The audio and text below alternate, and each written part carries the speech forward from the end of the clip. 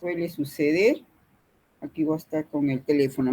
Me manda su mensaje, yo voy a ver. De repente estoy hablando y se va a veces el internet. Ha Ok. solido. Algunas veces me ha pasado. Ya, ya, ok. Ya. Entonces, vamos a ver ahora lo que es función. Aunque algunas cosas habíamos visto previniendo ya corto, corto tiempo que teníamos y nosotros íbamos hablando acerca de algunas cosas de la función tubular. Sin embargo, es importante que nos detengamos y que veamos algunos otros aspectos, ¿no? Entonces acá nos quedaba la función tubular. ¿Qué hemos hecho? Unos 2 minutos creo de recapitulación.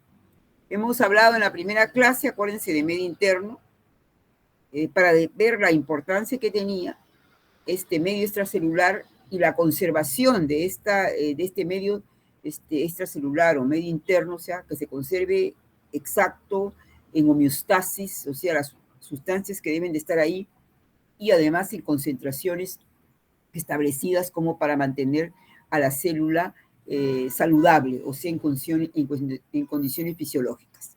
Luego hemos iniciado en la clase que hemos tenido esta semana de que el estudio ya de la función renal, si bien el mantenimiento de esta homeostasis no depende solamente del riñón, sino depende, como hemos visto, del funcionamiento de todos los sistemas, uno de los sistemas, podríamos decir, que está más involucrado, o sea, más directamente para trabajar en cuanto al medio interno, es el riñón, como hemos visto, ¿no? Porque mediante su función renal, o sea, mediante su funcionamiento del riñón, va a permitir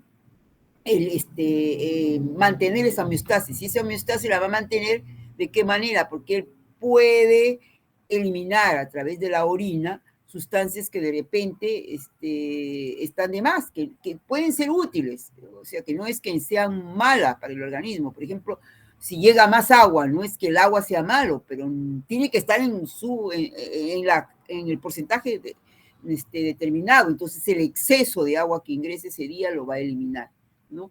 Pero si hay un déficit, entonces tiene mecanismos como para tratar de hacer todo lo posible para que esta agua no se elimine, no se vaya del agua. Entonces tenemos eso. Por otro lado, no solamente el agua, sino el sodio, ¿no? Que por ejemplo es importante, ¿no? Entonces, si hay una disminución de sodio, también tiene mecanismos. Entonces, y además elimina sustancias del metabolismo. Entonces, como van a acumularse sustancias producto del metabolismo, sobre todo sustancias nitrogenadas. Tenemos la creatinina, tenemos la urea, ¿no?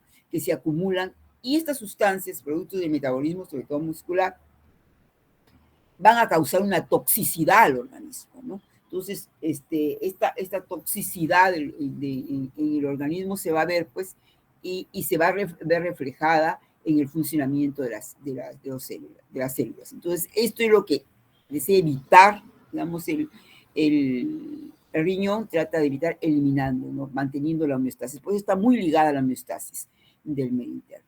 Y hemos visto que para eso, ¿qué es lo que hace? Para eso lo que hace es trabajar la sangre, porque en la sangre está el elemento que es el plasma, que es parte del medio interno, y que es lo que va a llegar a todo el grupo de células. Entonces, la sangre le llega, como quien dice, para ser analizada. Entonces, es como que si el riñoncito tuviera dos partes, no solamente uno de análisis, como que si fuera cuando uno mandamos nuestra sangre o nuestras muestra de orina a analizar al laboratorio, entonces que se va a dar cuenta, ¿no? Entonces con eso analiza y sabe qué es lo que está de más, lo que está de menos, lo que debe votar, ¿no? Como que si fuera. Pero no solamente eso, porque digamos el laboratorio, ¿qué es lo que hace? Digamos, analiza, nos da unos resultados que tenemos que llevar al médico para que a su vez haga la corrección, ¿no? O sea, que nos dé los medicamentos determinados o la dieta determinada, la prohibición de ciertos alimentos o que ciertos alimentos puedan comerse, en fin. Esto es relacionado, por ejemplo, con el campo de la nutrición, ¿no? Entonces, Entonces, nos va a dar una dieta adecuada para nuestro problema y medicamentos que de repente ayuden a corregir esto, ¿no? Entonces, el riñón se da cuenta de eso y además corrige. Y su corrección es, o si está algo, o sea, ya lo hemos visto, o elimina o trata de ahorrar en lo posible esa sustancia que tiene la función. Entonces, eso lo hace a través, ¿dónde? Lo hace en el nefrón, que como hemos visto, es la estructura funcional de ese riñón. Entonces, que hemos visto que el riñón pues tiene varios millones de nefrones que están trabajando independientemente y que eso es lo que estamos estudiando. Iniciamos este estudio con la parte de la función glomerular. Estábamos estudiando la función glomerular y entonces, ¿qué significa en el glomérulo? El primer paso de la sangre que llega y va a atravesar a través de las asas glomerulares, va a filtrarse, o sea, va a llegar. ¿Por qué? Porque llega la sangre para ser analizada, pero como sabemos todo, no. ¿Qué es lo que se necesita ser analizada? El líquido, el plasma. Entonces ahí se produce el proceso de filtración que hemos visto cómo se ocurre, ¿no? En la cual va a depender de las presiones que existen ahí, de una presión de filtración y además de cuántos de esos nefrones están funcionando. Luego este líquido va a pasar a lo largo del túbulo y va a sufrir cambios. Hemos hablado ya de algunos cambios, pero vamos a fijarnos aquí qué cambios. Entonces va a pasar por dónde? Túbulo proximal, que ya hemos dicho que es el encargado de regresar la mayor parte de sustancias a la sangre, porque para que no se escapen en la orina. Luego el asa de Henle, que está involucrada en lo que es el proceso de concentración de la orina. Tenemos el túbulo distal y el túbulo colector, que son en realidad los verdaderos reguladores de la homeostasis del medio interno, porque ahí es donde se va a llegar la señal. O sea, lo primero, el túbulo principal va a ser siempre lo que tiene la función de que él tiene que recuperar eso y su porcentaje está establecido y va a trabajar, pase lo que pase en el organismo. Y el asa de Henle se va a tratar de estar involucrado en su mecanismo de concentración. Pero si hay más, menos de algo, de agua, de electrolitos, todo, ¿quién va a ser lo que va a actuar? Va a ser el túbulo distal y el túbulo colector, porque ahí le llega el mensaje que ya hemos dicho, que cuando hay algo que corregir, pues generalmente hay receptores que se dan cuenta, hay una especie de eje, ¿no? En la cual al final tiene que enviarle el mensaje para que lo corrija el órgano que está. Y en este caso es el riñón, pero ¿qué parte recibe ese mensaje que debe corregir? El distal o el colector. El distal está más involucrado con mantener la homeostasis, por ejemplo, del sodio y del potasio. La aldosterona reabsorbe sodio y elimina potasio. Entonces, también cuando existe exceso de potasio, también es un estímulo para que se elimine esta aldosterona y pueda eliminar ese potasio.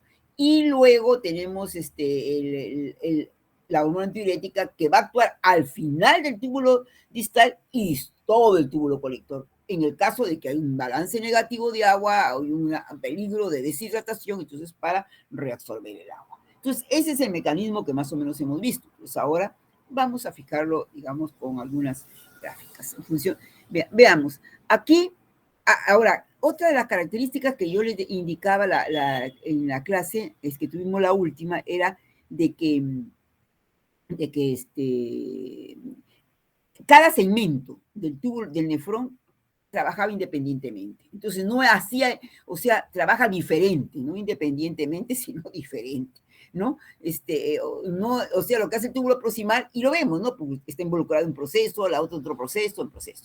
También el nefrón a todas las sustancias no las trata igual que llegan. Va a depender de la sustancia. ¿A qué me refiero? No las trata igual.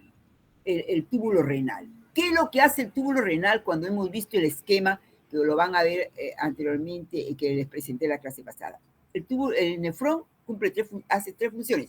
Filtración, que ya lo hemos visto, y a nivel del túbulo, reabsorción y secreción. Entonces, cuando decimos el túbulo renal está trabajando, puede que el túbulo alguna sustancia la reabsorba, o sea, la regrese a la sangre, alguna sustancia la secrete, por el contrario, a través de la circulación peritubular está eliminando más de esa sustancia de la sangre, o puede que no haga nada, ¿no? Que no haga nada. Cuando decimos el túbulo no trabaja, significa que no reabsorbe ni secreta. Entonces, la sustancia va a depender de qué sustancia es para que ella pueda trabajar. Entonces, aquí vemos vemos acá una sustancia, por ejemplo, que llega y que no es trabajada por el túbulo renal, no hay ni una flechita que diga, porque esta es la circulación peritubular. Entonces, la aferente, las tasas glomerulares que sido aquí por efectos didácticos desenredados, el túbulo, la arteriola eferente y el capilar peritubular, o sea, alrededor que tiene la posibilidad de esa comunicación. Entonces, aquí, ¿qué vemos? Vemos acá que llega y se produce el filtrado glomerular, pero esta sustancia se filtra y de frente va a la orina. No hay posibilidad de que se reabsorbe, no vemos ni de que se secreta. Hay sustancias así, que solamente se filtran y van directo a la orina. O sea que todo lo que aparece, la masa total en la orina, va a ser igual a la masa total que ha sido filtrada. Es igual, masa total en la orina, masa total filtrada. Entonces, aquí vemos nosotros que en el caso, son pocas esas sustancias. Es más, exactamente hay solo una, y que no es endógena, que es exógena, que es la inulina, ¿no? No insulina, que es una hormona, pero es la inulina, que es un polímero de la fructosa. Y si han hecho el seminario, han podido hablar de la inulina, porque la inulina, por esta propiedad de que es filtrada y eliminada, se utiliza para aplicar esa fórmula de la depuración que han visto en el seminario, de la depuración para medir la tasa de filtración glomerular. Entonces, cuando hacemos depuración de la inulina por esa propiedad que tiene de no ser trabajada por el túbulo renal, medir inulina significa medir cuánto el riñón, cuánto está filtrando, o sea, medir la tasa de filtración glomerular. Y sabemos que la depuración normal de la inulina es 125 mililitros por minuto. Y hemos dicho que la tasa, el filtrado normal es 125 mililitros por minuto. Entonces, si a una persona le hago la depuración de la inulina y me sale 125 o 120 o 100, por ahí, no, o sea, un 10% más o menos, entonces tenemos que esa persona está con su riñón en buenas condiciones, puesto que al hacerle la prueba de la depuración de la inulina, efectivamente me está dando pues la tasa de filtración que es normal. Pero si a esa persona me resulta que cuando le hago la depuración de la inulina me sale que tiene 60 mililitros por minuto, ojo, cuidado, entonces ahí ya me doy cuenta, está filtrando menos de lo que debería filtrar, entonces ese riñón tiene algún problema, está entrando en insuficiencia. Entonces esa es la cosa. Ahora la sustancia B, tenemos otro tipo es una sustancia en la que vemos una flechita. Entonces, ¿qué sucede con eso? Filtra, parte se reabsorbe y parte va a la orina. Es decir, lo que va en la orina va a ser menor porque algo se ha reabsorbido. La mayoría de sustancias se comportan de esa forma. Entonces, de esa forma se comporta. Por ejemplo, el sodio. El sodio, algo aparece en la orina. Casi todo se va a reabsorber porque es importante. Del 100% del sodio, pues el 99.5 o 6 va a ser lo que va a ser. Y acá va a reabsorberse. Y acá hay menos del 1, algunos dicen el 1%, ¿no? Máximo, entre el 1 o menos del 1% que aparece en la orina. Si es el potasio, vamos a tener que el 15%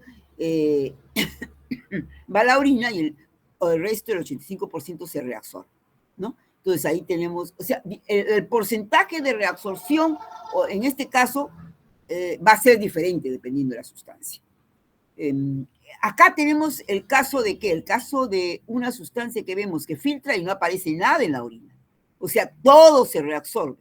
No, en condiciones normales no aparece nada en la orina. Recuerden qué sustancia les recuerda esto. La glucosa.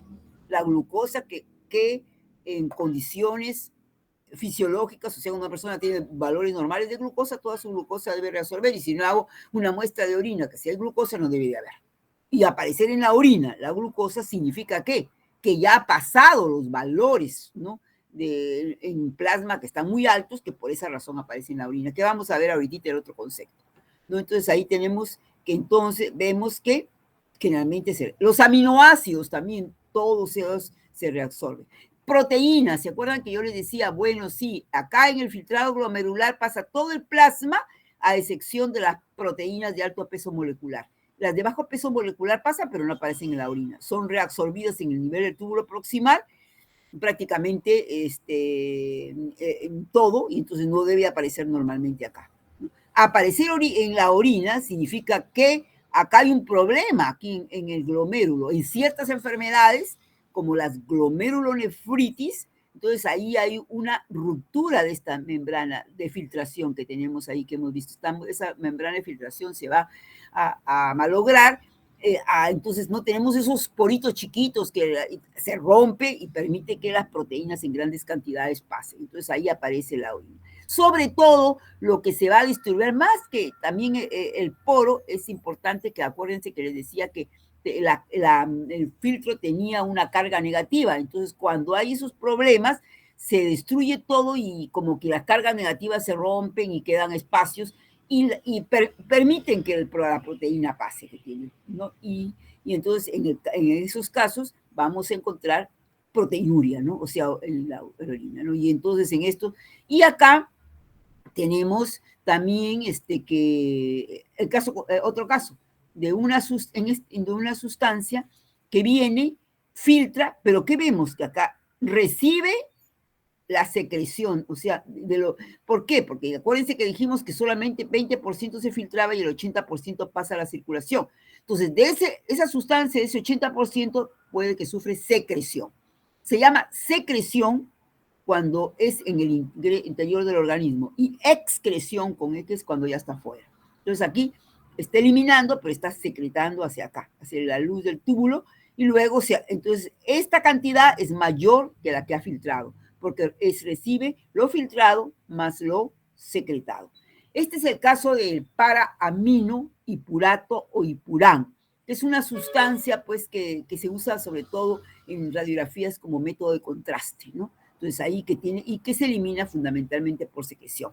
Por eso muchas veces cuando se hacen este tipo de pruebas, a veces radiográficas, y que utilizan esos sustancias de contraste que les ponen para ver, entonces se le ve primero cómo está su función renal, porque estas sustancias a veces son acumulativas, son tóxicas, ¿no? Y de repente si la función renal no está buena, no va a poder eliminar esta sustancia, ¿no? Y se va a quedar ahí, puede ocurrir algún problema que no, no contrario a este paciente. Entonces ahí vemos las diferentes formas. Entonces tenemos sustancias que no son, a esto se le llama no son trabajadas por el túbulo renal, o sea, no resolvida ni secretada como la inulina, sustancias, la mayoría de sustancias se reabsorben en parte como el sodio, el potasio, el cloro, ¿no? El bicarbonato, se reabsorben totalmente como la glucosa, los aminoácidos, y los aminoácidos, las proteínas, y sufren secreción, como en este caso esas sustancias de contraste, ¿no? El paraminipurato, ¿no? Entonces, quizás el riñón es uno de los órganos que más tiene que ver un enfermo renal con su dieta. Entonces es importante saber, veamos, mira todas las consecuencias en las cuales va a requerir una dieta muy adecuada para saber por todos esos acúmulos y que no va a poder eliminar. Acá tenemos, bueno, acá por la tasa de reabsorción, o sea, el porcentaje, como hemos dicho. ¿Cuánto se reabsorbe? En el caso de la glucosa, el 100%, el bicarbonato, o sea, varios valores. El 99.9% quiere decir que esto es lo que se reabsorbe, lo que se excreta o lo que aparece en la orina es la resta, ¿no? Sería 0.1, pero por ejemplo, eso es generalmente normalmente, pero si en el organismo hay una acidosis, entonces se va a reabsorber inclusive todo, porque el organismo necesita bloquear esa acidosis y por lo tanto no le conviene eliminar bicarbonato. El sodio, que les decía casi todo, también el cloro que va a la par del sodio, el potasio, el 85%, la urea, que es una sustancia de desecho del metabolismo muscular, pero sin embargo, ¿por qué se va a reabsorber si es una sustancia de desecho? Vamos a ver más adelante que lo que importa ahí no es que se reabsorbe de nuevo a la sangre, sino se reabsorbe en el mismo riñón, porque la urea es una sustancia osmóticamente activa, entonces aumenta la osmolaridad y se reabsorbe en la parte final de la médula. Acuérdense que yo les decía que tenía que haber una gradiente osmolar para que hubiera una reabsorción en el nivel del túbulo colector de agua. Entonces aumenta la gradiente al final y permite llegar hasta 1400 milosmoles por litro. Y acá el agua también que se reabsorbe casi en su totalidad, ¿no? Ahí tenemos. Ya. Acá tenemos un concepto más, que es el transporte máximo, o sea, el llamado TM, de sustancias que sufren reabsorción activa o secreción activa, que también vamos a ver. ¿A qué se refiere eso? Hemos dicho, el túbulo puede reabsorber o secretar, y lo reabsorbe o secretar además cualquier sustancia, diferentes sustancias. Entre ellos hemos dicho, por ejemplo, la glucosa lo resuelve totalmente y algunas sustancias la resuelven parte, correcto. Pero cuando decimos el túbulo va a reabsorber esta sustancia, no quiere decir que nosotros vamos a dar cualquier cantidad para que trabaje y el riñón tiene que reabsorber. Tiene un tope. Sobre todo cuando es el transporte, porque la reabsorción y la secreción se realizan por transporte de membrana. Y recuerden ustedes que el transporte de membrana, a través de una membrana, la reabsorción o secreción se produce, el paso de membrana, dependiendo de la gradiente, de la gradiente, ¿no? O sea, si va en contra de una gradiente, va a necesitar energía, entonces es una reabsorción activa.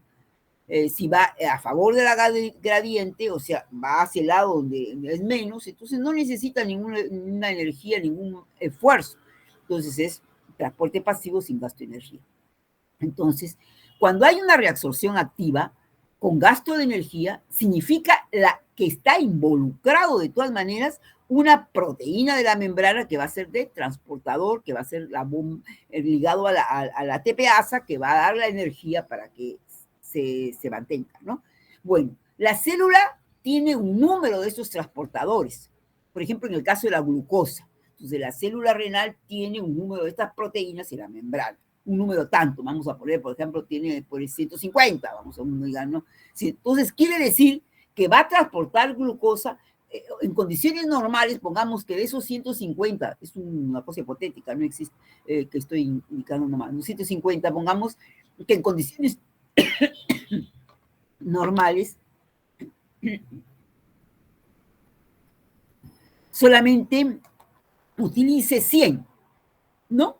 Entonces ya, siempre tiene 50 de más. Pero de repente la persona comienza a subir los niveles de glucosa de valores normales y él puede transportar algo más porque tiene 150 transportadores. Entonces, aumentará el transporte, pues, un poquito más al 120, utilizará los 130, pero llega un momento que ya todos sus 150 transportadores están funcionando y entonces ya no va a poder trabajar más y entonces ese es el transporte máximo. No, solamente hasta ahí. Y en el caso de la glucosa, sabemos que cuando aparece esos 150 máximo, es que existe en lo que se denomina el umbral, ¿no? A nivel del plasma, pues tenemos el umbral, o sea, lo máximo que es 180 miligramos por decilitro, ¿no? De glucosa, que es donde ya es que aparece, que reabsorbe todo. Significa que hasta ese valor en el plasma, esa cantidad que le estamos dando es más o menos 375 miligramos por minuto que le estamos dando de glucosa al riñón, y él lo puede reabsorber. Pero si ya le damos 380 o 390, le damos 400, ojo, dice, no, yo ya no puedo trabajar porque no tengo transportadores, ya no tengo operarios, como si fuera una fábrica, no, ya no. Solamente recibo hasta 375. Reabsorbo lo máximo, hago trabajar a todos, cumplo con 375 y el resto se vaya a la orina. Entonces comienza, a medida que la persona va aumentando sus niveles de glucosa en la sangre, no va a haber mayor reabsorción, sino que lo que va a haber es mayor aumento de glucosa en la orina. Entonces los niveles de glucosa en la orina van a estar relacionados con los niveles de glucosa que están teniendo en la sangre. Entonces eso es lo que se llama transporte máximo. Entonces las sustancias que son reabsorbidas por reabsorción activa, realmente tienen ese tope, y cada uno tiene un valor, acuérdense, no es que todos, o sea, por ejemplo, y aquí están los valores del fosfato, del sulfato, de los aminoácidos, de los uratos, lactatos, proteínas plasmáticas. O sea, cada uno tiene su propio valor, ¿no? Ahí entendemos. Ok. Y ahora, también no solamente es en el caso de si la sustancia se reabsorbe, también si se secreta por transporte activo, también hay un tope. ¿Quiénes se secretan? Es la creatinina y el ácido paraminipurato, ¿no? El ácido, lo que hemos dicho que la secreción también tiene un máximo. Solo que él comienza a secretar, si el ácido paraminipurato, pongamos, es una sustancia de contraste, decíamos, le colocamos y llega a su máximo, ya no va a poder 80 miligramos por minuto, no va a poder. ¿Dónde se va a quedar? Se va a quedar en el plasma, porque no puede secretarse. Los valores en plasma van a comenzar a aumentar. Lo contrario que en la glucosa, que aumentaban en la orina, ¿no? Porque se reabsorbía. Pero como se secreta, al no poder eliminarse, se queda en el plasma. Y la creatinina, que sufre, la creatinina también la habrán ustedes mencionado en el seminario, cuando hicieron, también relacionado con el proceso de filtración glomerular, ¿no? Ustedes saben que para medir la tasa de filtración glomerular, la que mide idealmente es la inulina, que hemos dicho, ¿no? Porque por ese proceso de que no es trabajada por el túbulo renal, nos mide exacto 125, pero es una sustancia exógena, y al ser una sustancia exógena, es difícil a veces tratarlo porque hay que tener a la persona en ciertas condiciones. Por ejemplo, hay que ponerla en reposo, hay que hacerle un goteo de inulina por minuto, hay que cateterizar la vejiga para sacar la orina. Entonces, muy, muy engorroso, ¿no? Para solamente descartar en la primera vez de que si es que el riñón, cuánto está filtrando el riñón como rutina, ¿no? Entonces, ¿qué es lo que se hace? Se utiliza la creatinina, que la creatinina sí es una sustancia que es producida por el metabolismo muscular, que se cuenta en valores normales en el plasma y nos da valor. Pero la creatinina no me va a dar el valor exacto de la tasa de filtración glomerular. ¿Por qué? Por esto, porque la creatinina algo es reabsorbida. Entonces ahí tenemos que algo es secretada. No sufre proceso de reabsorción, sino de secreción. Una pequeña cantidad. Esa pequeña cantidad hace que el valor de la tasa de filtración glomerular en la depuración, encontrada por depuración de creatinina no es igual. La depuración de creatinina, si la hacemos, es alrededor de 100, 110 miligramos por minuto, ¿no? Entonces, eso indica que si lo hacemos con creatinina, nos resultaría que la tasa de filtración es un poco menor. Si lo hacemos a esa misma persona con inulina, nos va a dar el valor exacto. Entonces, lo único que hay que hacer es saber qué método estamos empleando. Si estamos empleando la creatinina, no esperemos pues, encontrar 125, sino el valor similar al valor de la creatinina. Si lo hacemos con inulina, ahí sí tendríamos que hacer. La inulina generalmente se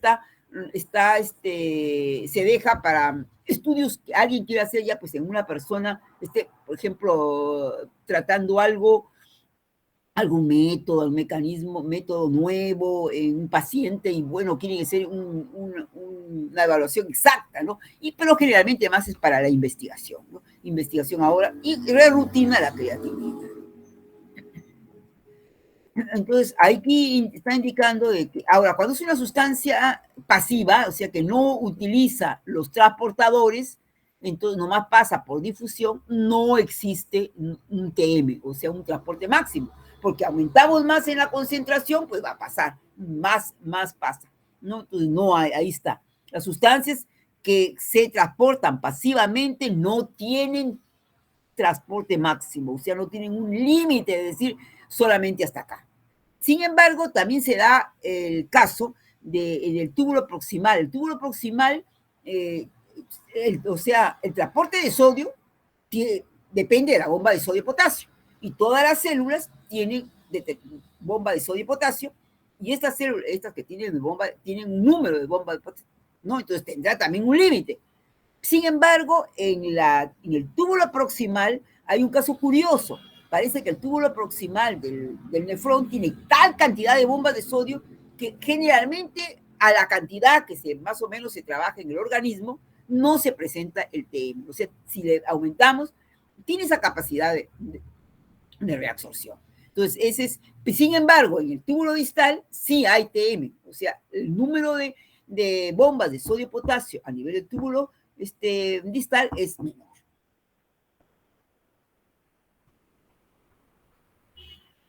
Y vamos a ver a lo largo lo que estamos hablando gráficamente. Ese es un túbulo, las células de un túbulo contorneado proximal. Acá, esta es la célula, ¿no? Esta es la célula que está trabajando, la que estamos indicando. Miren su distribución. Esta es la célula. Este vendría a ser la luz tubular, o sea que viene el filtrado. Es decir, acá esperamos que haya otra célula, ¿no? La célula del otro lado y acá. Y esto es el túbulo, la luz tubular.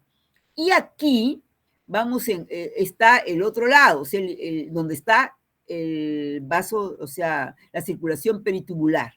Y entre esto está el intersticio, o sea, el líquido que rodea a todos, ¿no?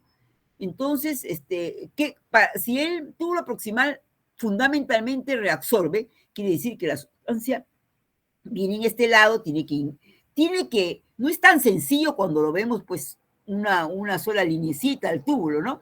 Esa es una célula que tiene que ingresar por un lado, esta membrana que da hacia la luz tubular se llama membrana luminal, y esta membrana que da hacia el otro lado se llama membrana basal, y estas serían las membranas laterales, que significa la unión con la otra célula del túbulo, ¿no? Ahí.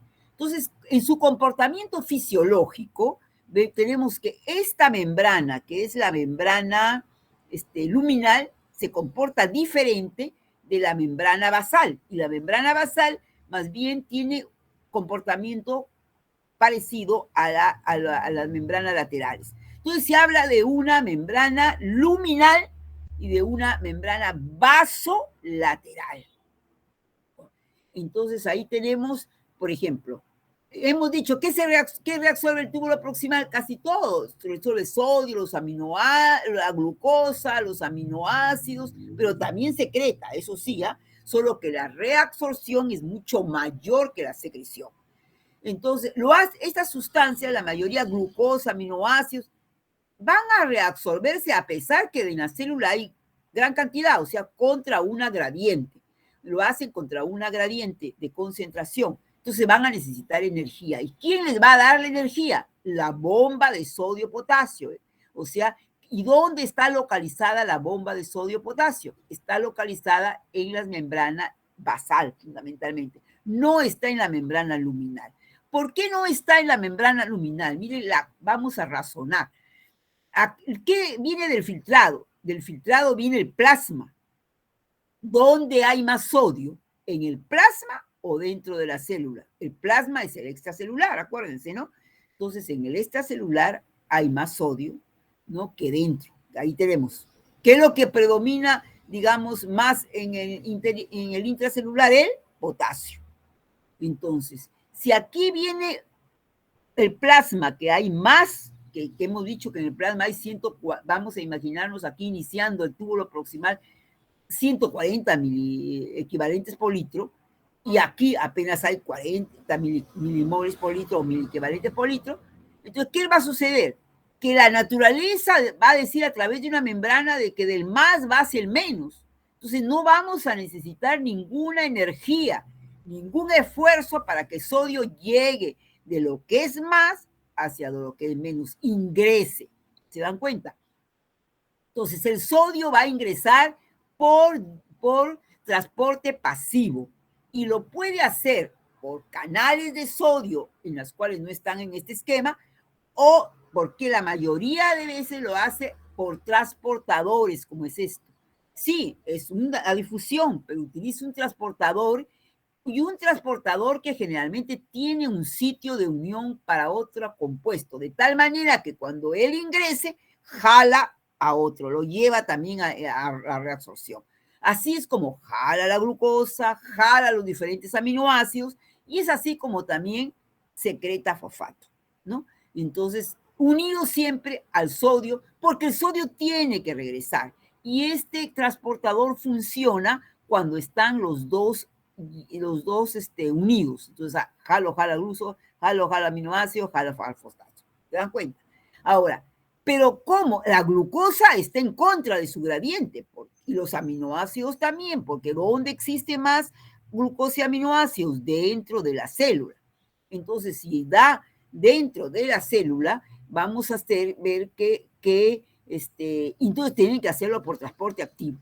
Pero a eso se llama, estos son los cotransportes, que se les denomina transporte activo secundario, porque aquí no hay ningún ATP que le dé la energía a la molécula de la glucosa para que ingrese o a la molécula del aminoácido para que ingrese, pero sí utilizan el que el sodio esté ingresando, y el sodio depende de la bomba de sodio-potasio, porque la bomba de sodio-potasio está sacando sodio de acá, y eso hace que haya aquí menos sodio y que por lo tanto ingrese del plasma, de la luz tubular.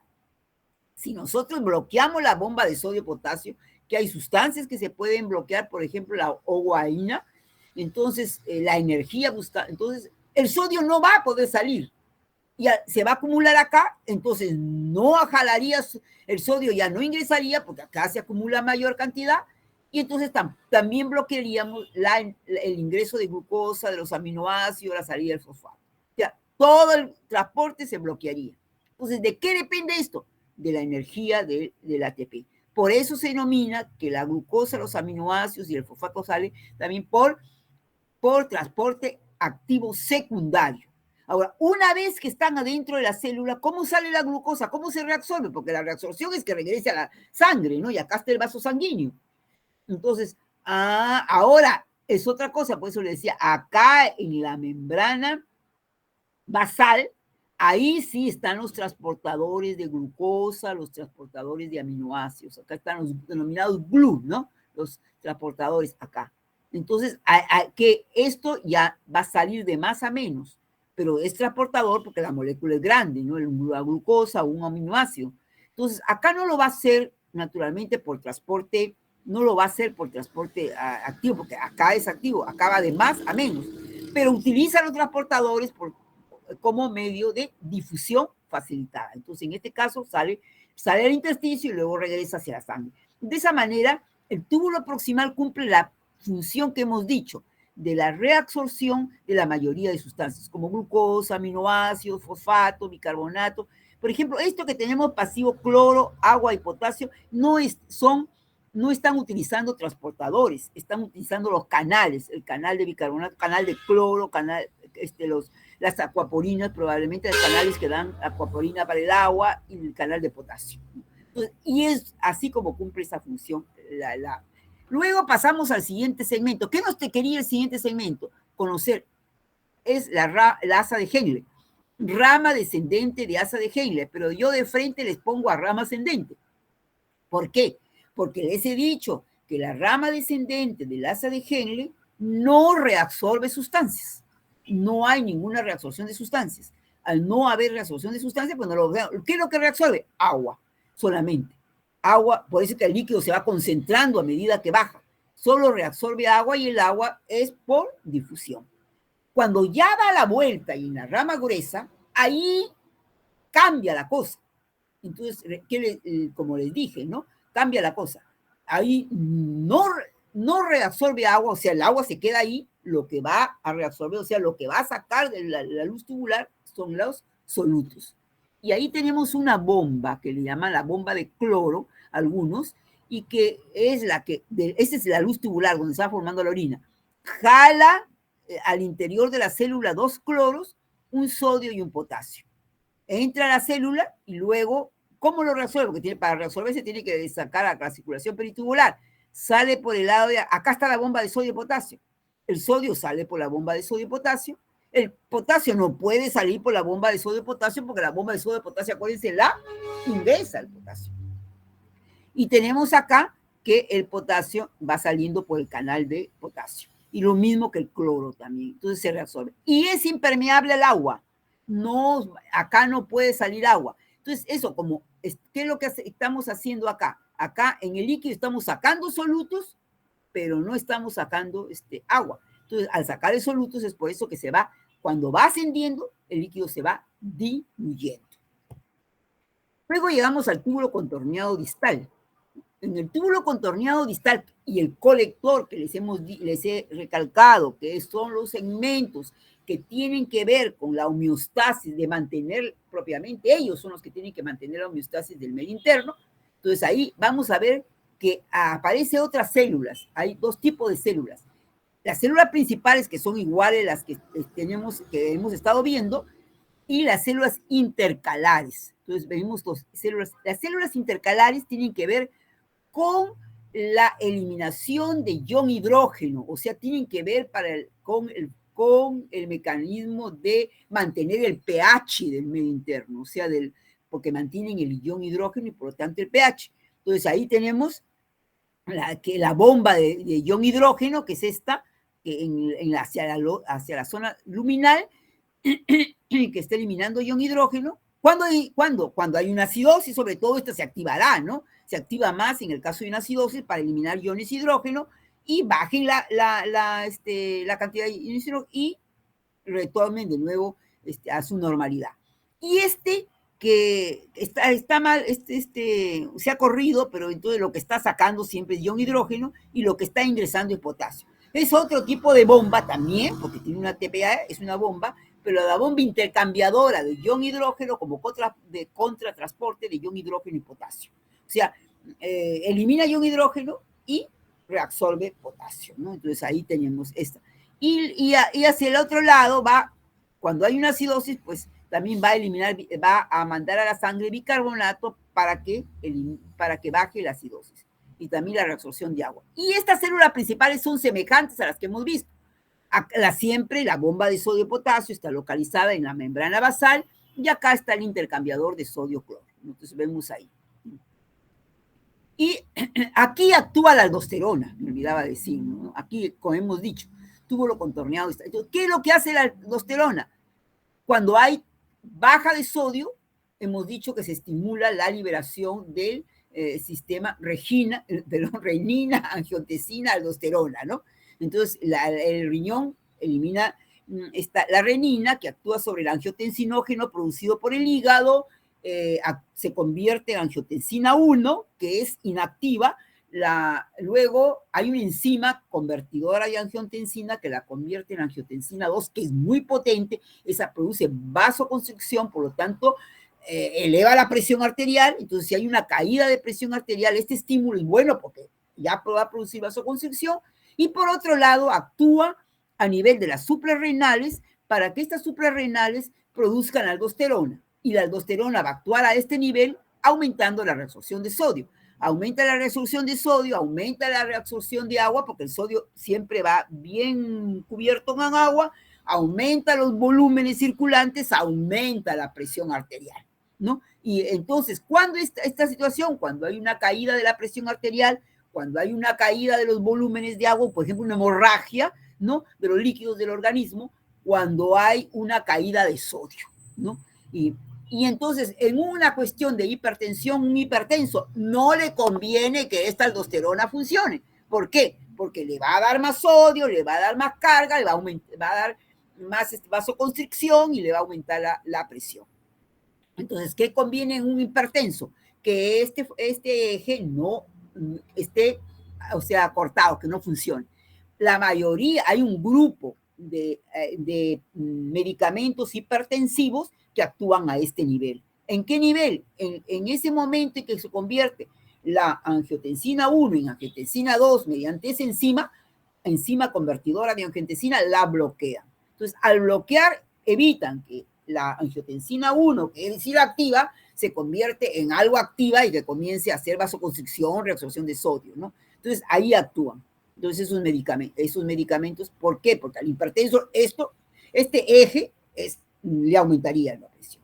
Entonces, ahora, casi al final del túbulo distal es donde también actúa, casi para entrar al túbulo colector, tiene receptores para la hormona antidiurética. Entonces, casi al final, porque ¿qué tiene que ver?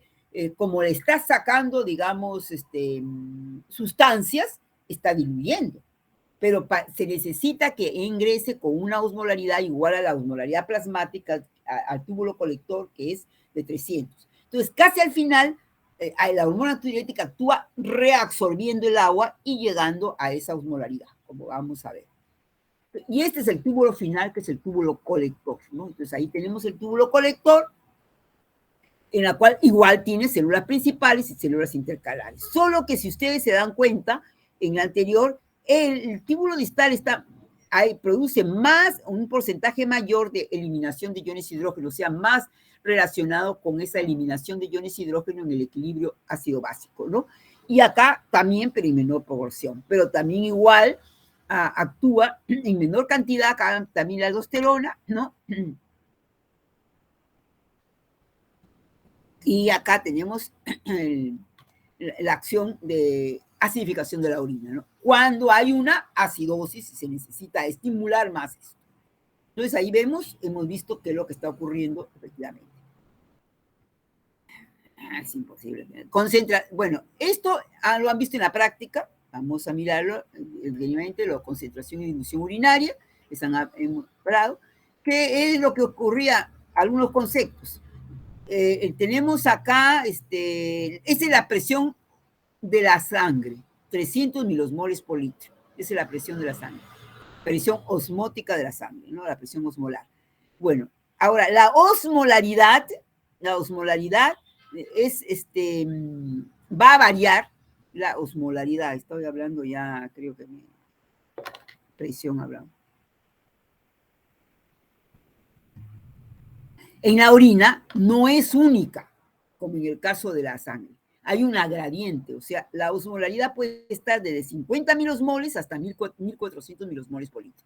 Podemos encontrar orinas de todos los valores, o sea, orinas de 100, de 200, de 400 milosmoles, de 500, 600, 800. ¿De qué va a depender? Del estado de hidratación de la persona.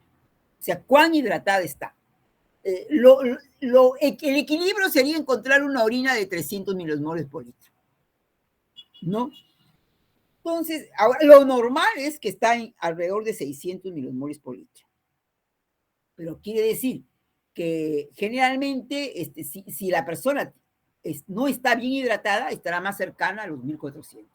Si la persona está muy hidratada, demasiado hidratada, que ha tomado demasiado líquido, estará cercano a los 50 milosmoles. Y como sabemos, el riñón maneja muy bien estos extremos, ¿no? Si hay una sobrehidratación, 50 milosmoles significa, en esta cantidad, si llega a esto, pues significa que está eliminando una orina muy diluida y que está alrededor de lo máxima, el volumen urinario, que es de 20 litros en un día. ¿Y cuál es la máxima concentración que puede llegar? 1400. 1200 a 1400, más o menos, ¿no? Pero cuando llega esto de 1200 a 1400 milosmoles, significa que está bien concentrada, la persona está en un estado de deshidratación severo. Y los volúmenes de orina van a ser muy mínimos. Llega pues a los 500 a 700 mililitros en un día. Acá, en este lado, habrá pues una hormona, los valores elevados de hormona antidiurética.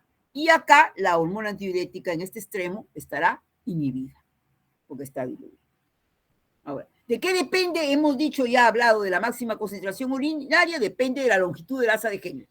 ¿Sí? ¿Por qué? Porque acuérdense que en la rama descendente, si ustedes se acuerdan, no hay reabsorción sino de agua.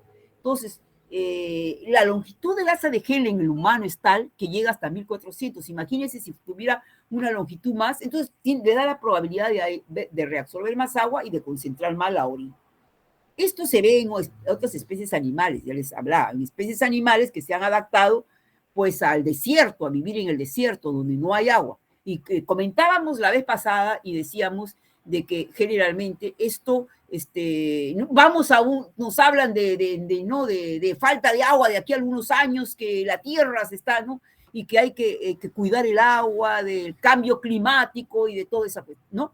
Entonces, esto nos llevaría a qué cosa, que no estamos en este momento preparados para eso, no vamos a, pero siempre habrá, si es que la raza humana se establece y quedará con ciertos, pues, a siglos y siglos que pasarán, quedará con ciertas modificaciones si es que el agua termina para poder vivir en esa escasez de agua, que significa cambios genéticos que no son pues de pocos años, ¿no? Entonces, adaptado ese riñón para un ambiente inhóspito sin agua, ¿no? Ahora, este es el mecanismo que de hormona antidiurética, pero es que más o menos también hemos hablado, pero lo hemos dicho, no hemos graficado, Creo que no han llevado endocrino, pero sí tienen ustedes pues, conocimientos básicos, deben saber la acción de la hormona antidiurética. Entonces, acá ese es el eje que interviene en el proceso de concentración y dilución, que también lo habrán visto en su práctica, lo habrán revisado. ¿Qué interviene? ¿Quién libera, o sea, dónde se produce la hormona antidiurética? ¿De qué es el eje hipotálamo? Acá vemos el cerebro y acá tenemos esta glándula que es la famosa hipófisis, y su lóbulo posterior, que en este caso nos interesa, que es la neurohipófisis, y que está unida a una parte del sistema denominado el hipotálamo, ¿no? Y este es tejido glandular, naturalmente, y esto está agrandado acá, ¿no? Entonces ahí vemos, esta es la hipófisis, este es el lóbulo que en este caso nos interesa, el lóbulo posterior, y este es parte del sistema nervioso denominado el hipotálamo. Entonces, si es parte del sistema nervioso, acá hay neuronas. Entonces, estas neuronas se han especializado y se denominan osmoreceptores, o sea, los cambios de osmolaridad. Cuando hemos dicho que el cambio del agua disminuyendo, aumentando, va a cambiar la relación agua-solutos y que eso es la osmolaridad. O sea, cambia en realidad osmolaridad. Hemos hablado que la osmolaridad normal es de 300 milosmoles por litro o 280 milosmoles por kilogramo de peso del agua, según se exprese. ¿No? Entonces, osmolaridad o osmolaridad. Entonces, tenemos aquí que cuando aumenta la osmolaridad, va a aumentar la concentración de los líquidos alrededor de esta. Y esto lo va a captar esta neurona. Lo capta esta neurona y estimula inmediatamente a lo que es, como es una célula nerviosa, impulso nervioso, y le manda el mensaje a esta otra neurona, que es su vecinita, que nace en el hipotálamo, pero que desciende hacia la glándula, el lóbulo posterior de la glándula hipófisis o neurohipófisis. Esas son neuronas que tienen unos axones muy largos, ¿no? Entonces, aquí hace que entonces en el cuerpo neuronal comience a sintetizarse la hormona antidiurética.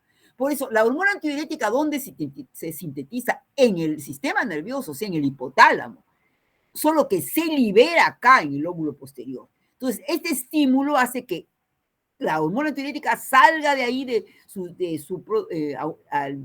donde ha sido producida, salga por el axón y se libere en el lóbulo posterior a la sangre.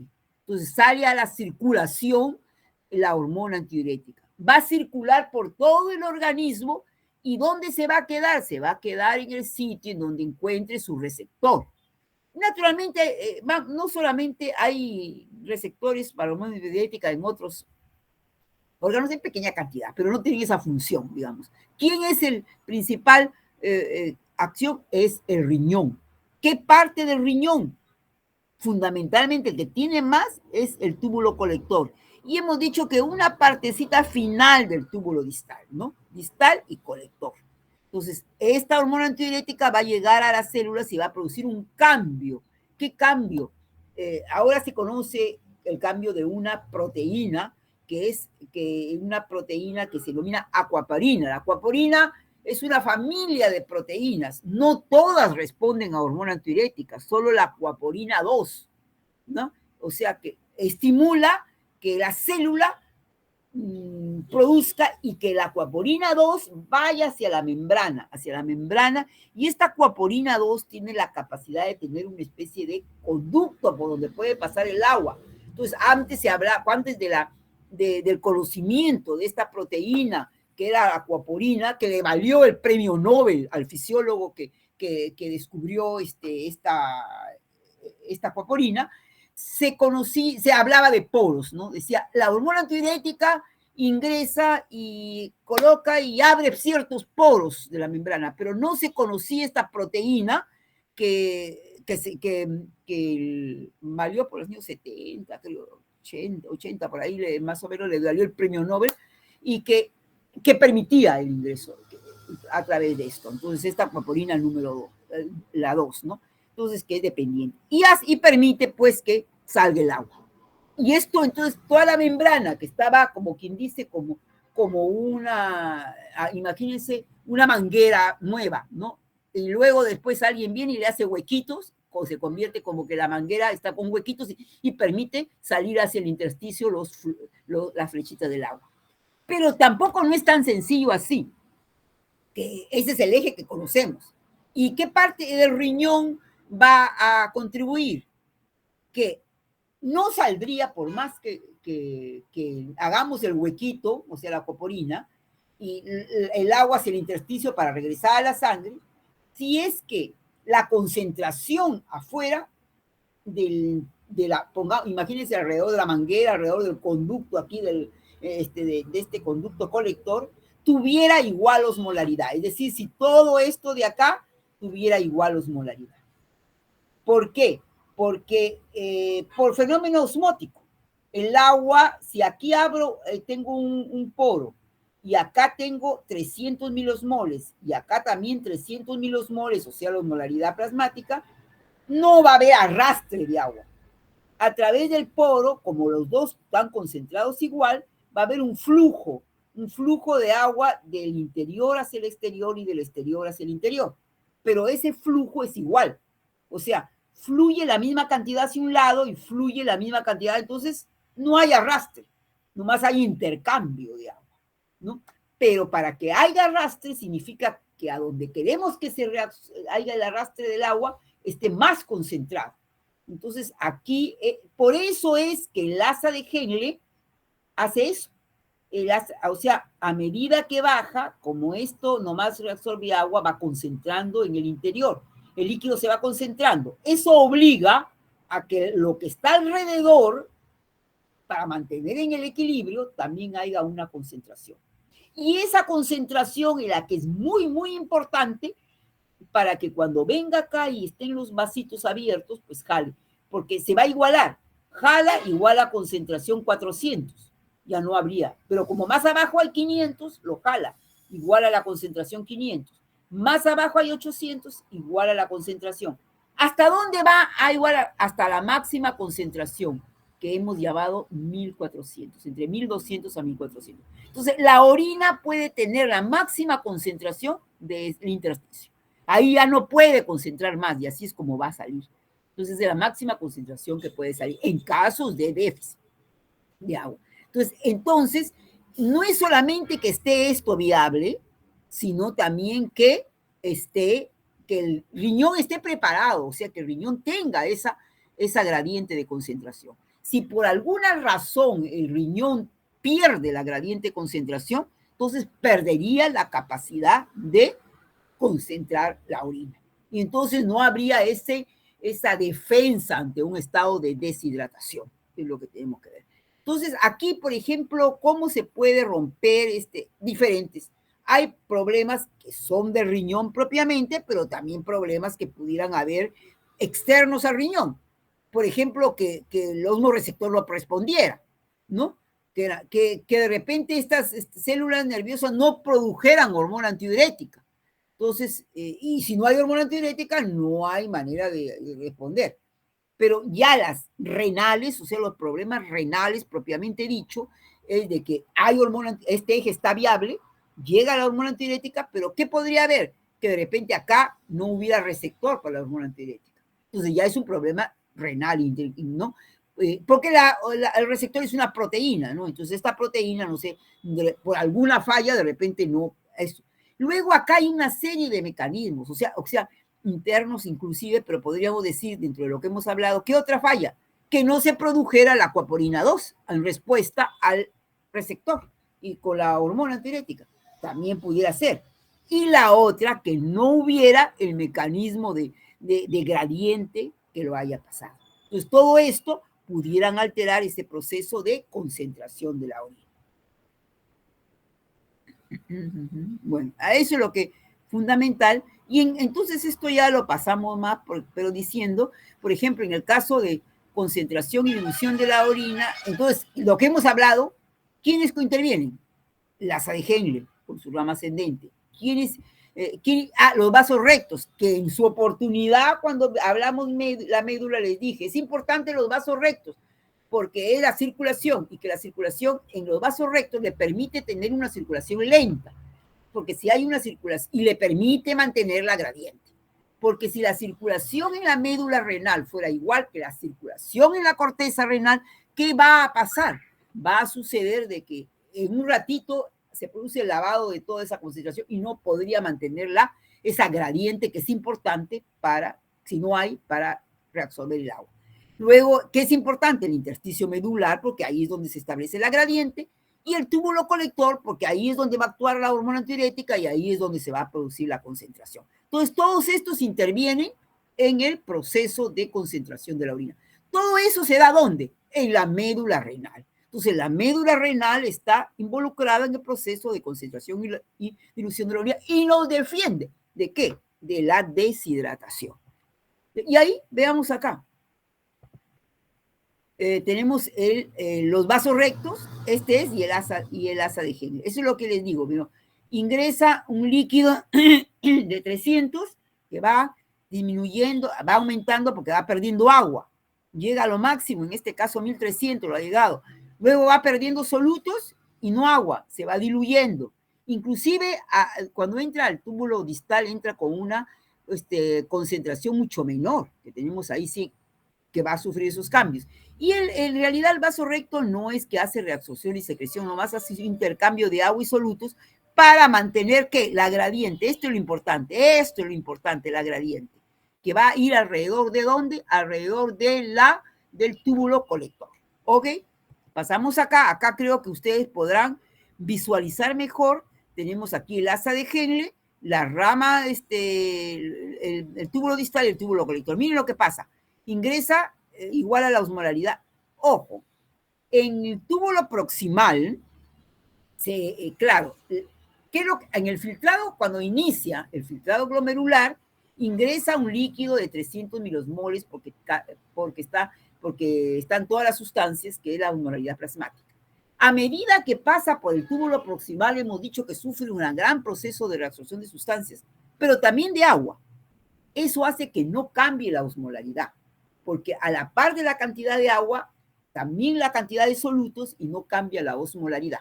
Entonces, al no cambiar la osmolaridad, quiere decir que el túbulo proximal tiene la misma osmolaridad del plasma, 300 milosmoles por litro, es isoosmolar. Por eso es que vemos que aquí, que ingresa va a ingresar un líquido que tiene la misma osmolaridad plasmática. ¿Y qué es lo que vamos a ver aquí? A medida que va bajando, ¿no? Va perdiendo agua. Aquí tenemos las flechitas, pierde agua. Entonces, al perder agua se va concentrando, que es lo que el favor, hasta llegar en este caso hasta los 1400. Porque la concentración va a ser relacionada con el estado de hidratación de la persona. O sea, si está muy deshidratado, va a llegar a 1400, pero si no está deshidratado, menos, va a ser 1200 o 1000 o 600, si está más o menos en el equilibrio. Y luego, cuando da la vuelta, pierde, sobre todo, ¿qué es lo que pierde? Cloruro de sodio. Entonces, ahí tenemos pérdida de cloruro de sodio, ¿no? Que va perdiendo. Vamos sacando solutos, vamos diluyendo. Inclusive hemos dicho, llega a una dilución menor de 100 y aquí tenemos que va a ingresar y va actuando, como vamos perdiendo cloro por aldosterona, va disminuyendo, inclusive. Pero aquí viene la hormona antidiurética y de nuevo lo concentra. Ingresa un líquido de 300 y aquí se necesita esta gradiente para que cuando venga la hormona antidiurética pueda jalar agua. Esto se equilibra a 300, pero se equilibra a 600, sigue jalando, a 900, sigue jalando. Ya no puede, porque ya no hay más concentración. Entonces, la máxima concentración de la orina va a depender de la máxima concentración de esa gradiente a que se ha llegado, y esto depende de la longitud del asa de Henle, porque si esto fuera más largo, pudiera la posibilidad de concentrar más. ¿Se dan cuenta? Y aquí, sencillamente, lo que les he hablado. En el próximo ALS se reabsorbe todas las sustancias, sodio, cloro, potasio, es isosmolar. Acá se va hacia la hiperosmolaridad, acá se va hacia la hiposmolaridad y de nuevo hacia la hiperosmolaridad. Acá está la urea que les indicaba. La urea en realidad se reabsorbe y vamos a tener que esa urea va a ingresar acá y la idea es que poder llegar hasta 1400 acá, al final. pero luego incrementa la osmolaridad, ingresa acá y luego se la va reciclando, 50%. Este es en el caso de una orina diluida, o sea, una persona que ha tomado mucho líquido, que ingirió mucho líquido y no está acatado, está sobrehidratado. Entonces no va a llegar hasta 1400, va a llegar hasta 700, porque va a llegar más líquido, una concentración, y al final no hay hormona antidiurética porque está inhibida y entonces grandes volúmenes, miren, no va a llegar también el intersticio y grandes volúmenes se van a eliminar, ¿no? Acá se está eliminando pues 65 mililitros por minuto, ¿no? Grandes volúmenes. Entonces, es lo que decíamos, lo que se produce en el asa de Henle, ¿no? Se incrementa la osmolaridad desde la corteza hacia el interior de la médula, porque acá el asa de Henle reabsorbe agua y no solutos. Al contrario, muchos hablan de que el sodio que está eliminado de la rama descendente puede ingresar aumentando aún la osmolaridad. De tal manera que tenemos en la corteza de 300 milosmoles hasta 1200 o 1400 milosmoles por kilogramo. Este es cómo actúa la hormona antidiurética, que ya lo hemos visto, ¿no? Es en el caso de que hay una disminución de agua, aumenta la osmolaridad plasmática, por lo tanto los hormoreceptores se estimulan, incrementa la liberación de hormona antidiurética a la sangre, se incrementa en el plasma, actúa a nivel renal, reteniendo agua y produciendo antidiuresis. La diuresis es el volumen de orina. Antidiuresis, menores volúmenes de orina. Y acá tenemos que también es otro mecanismo que no les he dicho, que es la SET, ¿no? O sea, la hormona antidiurética también actúa a nivel del hipotálamo, del centro de la SET, de tal manera que uno siente la necesidad de ingerir agua. Entonces, cuando estamos deshidratados, quizás no nos damos cuenta, y ya hay primero se libera la hormona antidiurética, es el primer mecanismo, ¿no? Que produce sin que nosotros nos estemos dando cuenta. Pero de repente, si no se ha arreglado eso, y si es mucha la deshidratación, entonces tenemos la sensación de sed, ¿no? Que nos induce a buscar pues el líquido, ¿no? Y acá es todo lo contrario, ¿no? Cuando hay mucha ingreso de agua, la osmolaridad baja, entonces los osmoreceptores se bloquean, no tienen por qué trabajar, no hay bloquea la producción de hormona antidiurética, los niveles en plasmáticos disminuyen, la excreción de agua en el riñón también comienza a excretar grandes cantidades de agua y entonces aumenta la diuresis, ¿no? Entonces ahí. Este es el mecanismo de o sea, cosas que hemos hablado, ¿no? Pero que la recalcamos del sistema renina-angiotensina-aldosterona. Aquí, ¿se acuerdan de las células de la mácula densa? Que iniciaba el túbulo distal, estaba el final, que están entre el final del túbulo del asa de Henle, la rama gruesa, y el inicio del túbulo distal entre la rama, entre la aferente y eferente, y que formaban parte de todo del aparato yuxtaglomerular que hablábamos. Bueno, esas células de la mácula densa, decíamos, captan los niveles de sodio que va pasando. Si el nivel de sodio está disminuido, le pasa hacia a estas células que están acá, que son las células que van a producir renina. Estas células que están taponeando acá. Renina, les decía, actúa sobre el angiotensinógeno que está en el plasma, producido por el hígado, convierte en angiotensina 1, ya les decía que es inactiva. Es la enzima clave, enzima convertidora de angiotensina, que la convierte en angiotensina 2, y esta angiotensina 2 produce aldosterona. La aldosterona actúa a nivel distal, reabsorbe sodio y reabsorbe agua. Incrementa los volúmenes, incrementa la presión. Entonces, también no solamente la liberación de renina responde a la baja de sodio, sino también a una disminución de la presión arterial o a una disminución de los volúmenes de líquidos del organismo. Por ejemplo, en una hemorragia, ¿no? También. Y también es estimulada por el incremento de potasio, porque como esta aldosterona reabsorbe sodio y secreta potasio, entonces vamos a tener que cuando hay mucho potasio, lo estimula para eliminar potasio.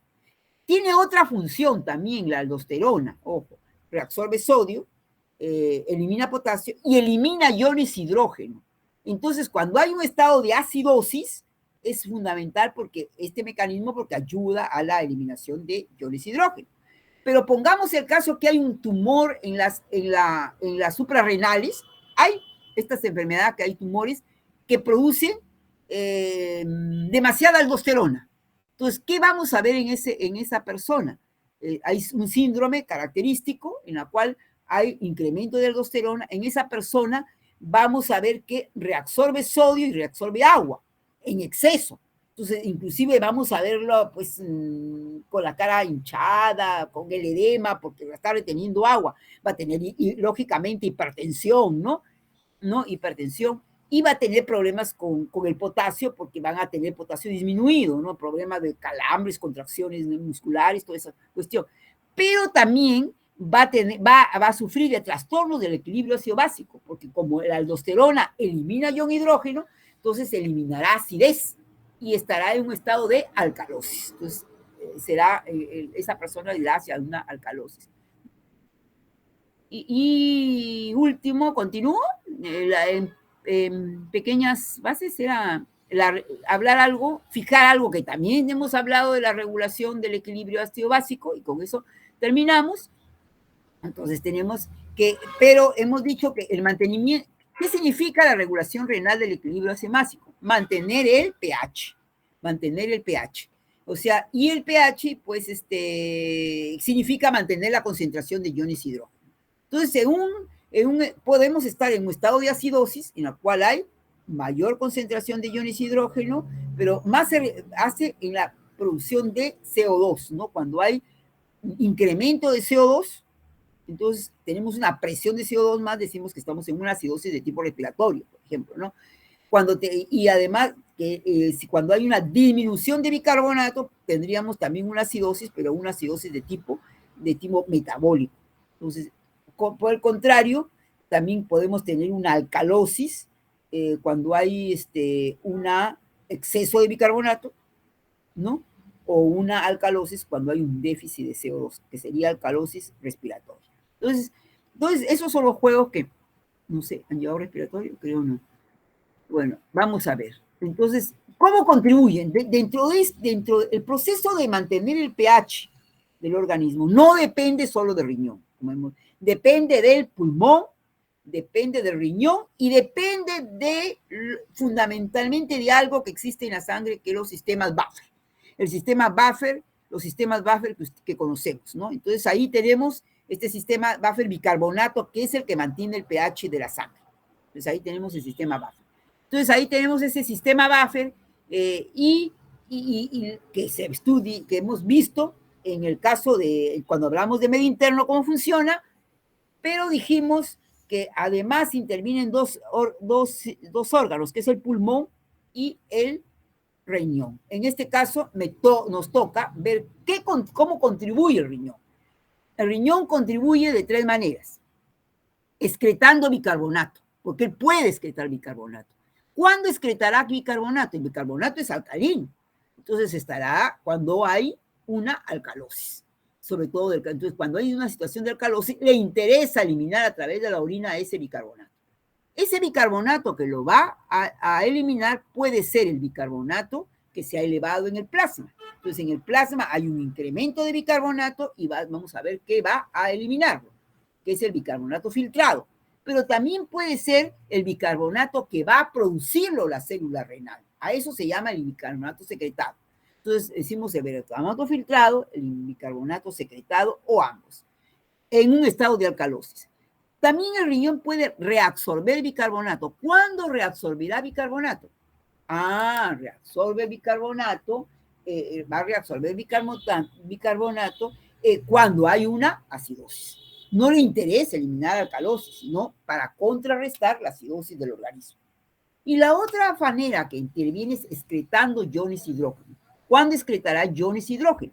Excretará iones hidrógeno cuando hay una acidosis también, ¿no? Entonces, esas son. Entonces, el riñón interviene. Muchas veces decimos, si es bicarbonato, vaya el riñón porque el riñón maneja el bicarbonato. Y el ácido carbónico lo maneja el pulmón, está bien. Pero el riñón también no solamente se encarga de eliminar el bicarbonato en el estado de alcalosis o de retener bicarbonato en un estado de acidosis, también puede intervenir cuando hay mucho CO2 y en una acidosis metabólica, convirtiéndolo a ion hidrógeno, porque él no puede eliminar CO2. El riñón no elimina gases, acuérdense, ¿no? Entonces, tiene que eliminar en una partícula que pueda eliminar.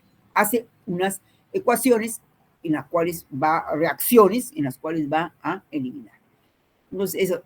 Y cuando elimina este ion hidrógeno, en un estado de acidosis, lo puede eliminar bajo 3 formas: ion hidrógeno libre, ion hidrógeno fosfatado y ion hidrógeno amoniacal. El libre es el que me da el pH. Acuérdense que los iones hidrógeno libre es el pH. El pH de la orina depende entonces de este ion hidrógeno. El pH de la orina va pues de 4.5 hacia el lado ácido hasta lo que es el 8 por el lado alcalino. Entonces ahí tenemos 4.5 a 8. También es fluctuante. ¿No? Generalmente las orinas son alcalinas. ¿No? Vamos a ver, ¿no? Entonces ahí tenemos perdón, las salinas son, estoy hablando de ácidas, ¿no? Como ion hidrofosfatado o como ion hidrógeno amoniacal. Fosfatado también es una forma de amortiguación, ¿no? Pero que existe más el fosfatado dentro de la célula, pero acá en este caso, en la orina, es como ion fosfatado. Y como ion amoniacal también formando sales de amonio. Entonces ahí vemos, a ver, aquí es donde esta es la célula renal, este es donde se forma la orina, aquí lo hemos volteado, el túbulo urinal, y acá está el intersticio. Entonces, por alguna razón, cuando hay una acidosis de tipo respiratorio, el pulmón no va a poder eliminar el CO2 y se acumula. Entonces, el riñón puede tomar ese CO2. Este CO2 puede venir a través del plasma o puede venir también del intersticio. Y este CO2 lo une con el agua formando ácido carbónico, o sea, todo lo contrario que hace el pulmón, por la misma enzima, la anhidrasa carbónica, y lo desdobla en ion hidrógeno y ion carbonato. Entonces ahí tenemos el ion hidrógeno y ion carbonato. Y este ion hidrógeno sí lo va a eliminar, o sea, esto de acá hace esta reacción para convertir en algo, esto no lo puede eliminar porque es un gas, y entonces el ion hidrógeno lo pasa y lo elimina hacia la orina. Este ion hidrógeno es el que hemos hablado, que puede estar en la orina libre, o sea, no se une, puede estar fosfatado o puede estar amoniacal. Entonces ahí tenemos cuando la misma formación, CO2 más agua, anhidrasa carbónica, ácido carbónico, eliminación de ion hidrógeno, y el bicarbonato, como estamos en un estado de acidosis, lo manda a la sangre para amortiguar. Este ion hidrógeno algunas veces se une con cloro o con sulfato, más se une con cloro y entonces tenemos el ácido clorhídrico. El ácido clorhídrico es un ácido fuerte, por lo tanto en la orina va a estar disociado y este ion hidrógeno va a estar libre. Estos iones hidrógenos son los que dan el pH de la orina. El pH de la orina depende de los iones hidrógenos que se unieron a radicales fuertes de ácidos y formaron ácidos fuertes. En otro caso, el ion hidrógeno se une a un ácido débil, como el ácido, como el radical de fosfato, y forma un ácido débil que es el ácido fosfórico. Entonces viene por la luz tubular fosfato de sodio y se descompone este ion hidrógeno con el fosfato y forma el ácido fosfórico. Entonces será los iones hidrógeno fosfatados. Y otra vez este ion hidrógeno se une con el amoníaco. Y el amoníaco viene de la célula renal viene como producto del metabolismo de los aminoácidos. Entonces ahí viene el amoníaco, se une y forma el radical amonio, que luego se une con el cloro y forma las sales de amonio. Y ahí está la otra parte que hemos hablado, como ion hidrógeno libre, como ion hidrógeno fosfatado y como ion hidrógeno amoniacal. Estos son los datos de una orina. Si hacemos datos urinarios típicos de un estado ácido básico normal, vamos a tener, pongamos la orina, mandamos al laboratorio y queremos saber si estado acidosis, alcalosis o normal. Normal. No. pH urinario 6, ¿no? Tenemos ahí. Entonces, hemos dicho efectivamente, normalmente, generalmente son ácidos, y vamos a tener ácido titulable, me dice, 20 nanomoles. ¿Cuál es el ácido titulable? Hemos dicho, son los fosfatados. El ácido titulable son los fosfatados. Amonio excretado, ese representa los iones hidrógeno amoniacales. ¿no? Entonces tenemos aquí como es el 20 nanomoles, 40, siempre los iones hidrógeno amoniacales es más que el caso de los iones hidrógenos fosfatados. Bicarbonato, normalmente solamente 1 nanomol por día. ¿Sí? Ahora, veamos en esta. Miren, al formar la célula renal ion hidrógeno, también forma bicarbonato. Este es el bicarbonato sintetizado. Entonces, por cada ion hidrógeno que encontramos en la orina, se ha formado un bicarbonato. O sea, existe esa. Entonces, acá, ¿cuántos iones hidrógenos formaron? El ácido titulable, el amoníaco, y este que me da los iones hidrógeno libres. Los iones hidrógeno libres generalmente son muy pequeña cantidad, no se suman. ¿Por qué? Porque si nosotros decimos, queremos saber cuánto ion hidrógeno habrá acá, que me ha dado el pH, unido a ácidos fuertes, sería el antilogaritmo del pH, ¿no? El antilogaritmo de 6. ¿Y cuánto es el antilogaritmo de 6? 10 a la menos 6. O sea, 0.000006. Una cantidad muy pequeña que sumada a esta prácticamente no aporta nada, a pesar que nos da un dato tan importante como es el pH. Entonces, la cantidad de iones hidrógeno están entre estos, ¿ya? 20 y 40. Entonces, tenemos 60 nanomoles por día. Esos 60 nanomoles por día tienen que decir que se han formado también 60 nanomoles de bicarbonato, pero solamente en la orina hay 1. Quiere decir que los 59 se han reabsorbido. Entonces, son añadidos al cuerpo o sea reabsorbidos. Tenemos ahí. Y acá tenemos en el caso de la alcalosis, primero nos damos cuenta por el pH alcalino de la orina. Entonces, en una alcalosis el organismo no le va a interesar eliminar ácido, porque el ácido no lo necesita para amortiguar la alcalosis. Entonces, ácido titulable 0, no hay acidez en la orina. Y miren, en normal era 1 nanomol por día. En un estado de alcalosis puede llegar hasta 80 nanomoles por día de bicarbonato eliminado. Que vamos ahí. Y este es en el caso de una orina en estado de acidosis. Veamos, el pH urinario está bien ácido, ¿no? Bien ácido. Y tenemos acá que casi, hemos dicho 4.5 hasta el 8, casi llegando ya al límite. Y la cantidad de ácido, de iones hidrógeno se han aumentado, ¿no? Era, acuérdense, 20-40, acá tenemos 40-160. Ácido titulable, 40 nanomoles por día. Y los iones hidrógeno amoniacales, 160 nanomoles por día. A bicarbonato no hay nada, porque se necesita todo para amortiguar esa acidosis, ¿no? Bueno, y estas son situaciones en donde hay, o sea, se presentan la acidosis y la alcalosis.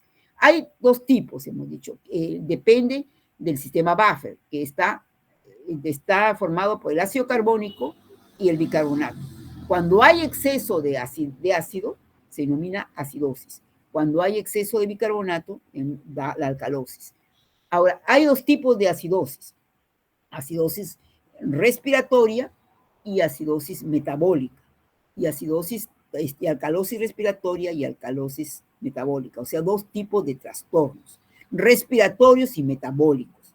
Los trastornos respiratorios tienen que ver con el ácido carbónico, con cómo está el ácido carbónico, porque el ácido carbónico es manejado por el pulmón. Y los trastornos metabólicos tienen que ver con el bicarbonato y otros compuestos metabólicos y tiene que ver con el riñón. Entonces vamos a ver los trastornos respiratorios. ¿Cuándo hay acidosis respiratoria? Hay acidosis respiratoria cuando el CO2 no se ha podido eliminar, que es una partícula ácida. O sea, la presión de CO2 se ha aumentado. La presión de CO2 normal es 40 milímetros de mercurio. Entonces, si hay un exceso de CO2, tenemos la acidosis respiratoria, ¿no?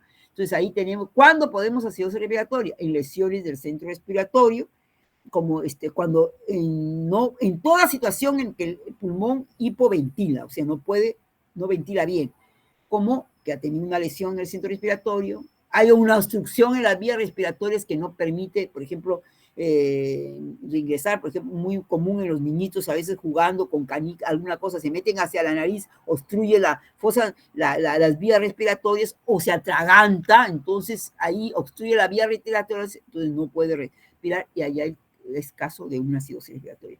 En los problemas de enfermedad pulmonar, como la neumonía, por ejemplo, que se llena pues, de flemas, ¿no? En el asma, que hay espasmos, ¿no? Ahí. Y cuando una persona ha sufrido de una operación del pulmón, ¿no? Obviamente, entonces más tiende a ser acidosis.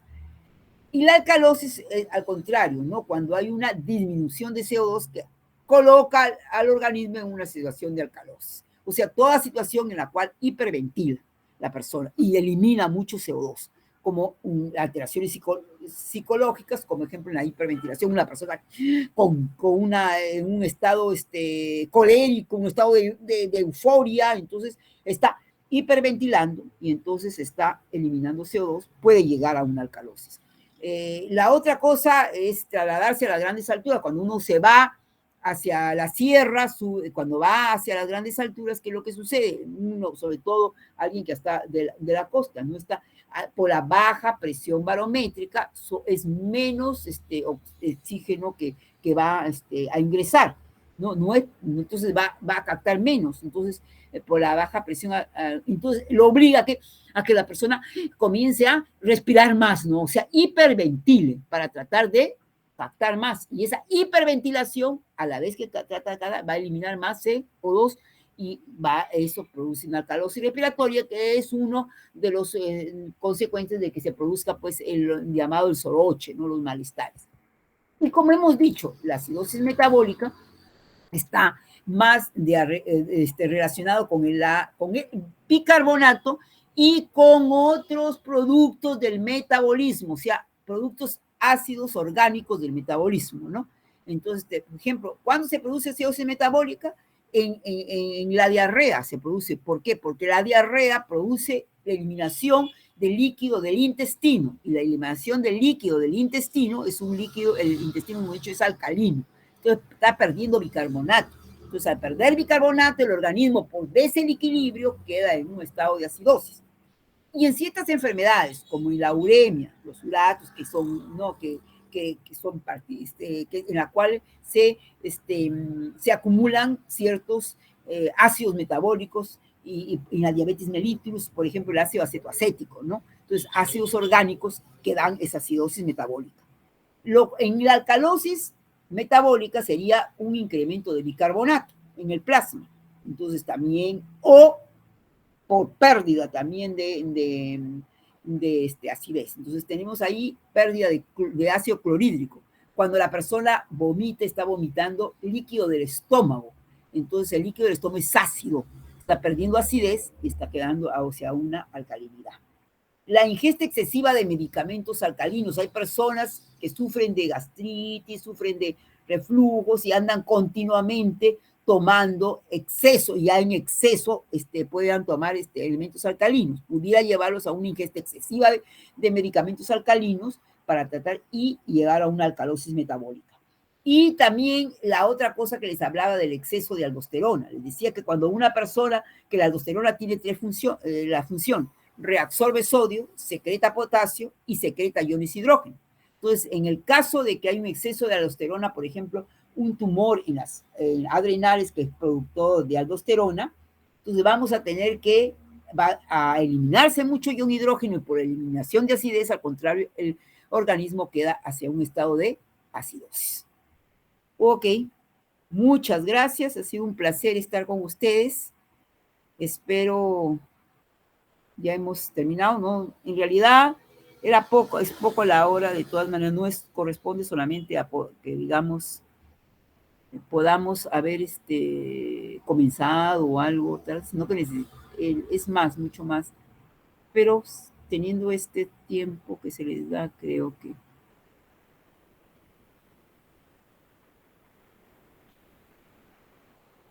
Bueno, ¿alguna pregunta, alguna inquietud, algo que ha quedado? Vamos a dejar de presentar. ¿Se han dormido? ¿Dónde están? ¿Se han ido? ¿Han dejado su...? ¿Están ahí? ¿Están escuchando? Sí, profesora, parece que no hay dudas de mis compañeros. Ya, ok, está todo entonces. Bueno, eso es todo, digamos, ¿no? Ya que hemos revisado y ya nos ve más bien hacia en el examen, ¿ya? ¿No? Entonces ya, Ok, quedamos. doctora, entonces sí incluiría esta parte, ¿verdad? Sí, claro, ya está completado, ¿no? Pero muchas de esas cosas hemos tratado antes, Iván, bien, ¿no? O sea, Sí, creo que sí. esto ha sido como para fijar y para, con más precisión algunos conceptos, ¿no? Y aclarar. Esta es la parte de concentración y dilución, que también la han visto en práctica, ¿no? Esta, ¿no? Procuraremos ver. Ok, ¿ya? Ok, doctora, muchas gracias. Ya, gracias a ustedes. Que han permitido, digamos, esta clase un poco más para explicar. Ok, entonces, todavía, buenos días, ¿no? Todavía no son las 12. O sea, entonces nos ve. Pues cualquier cosa, Camila, me escribes, me mandas un WhatsApp, pues cualquier cosa que se ocurra, ¿ya? Ok, doctora, no hay problema, Ok, gracias. ya, nos Hasta luego. vemos, nos vemos.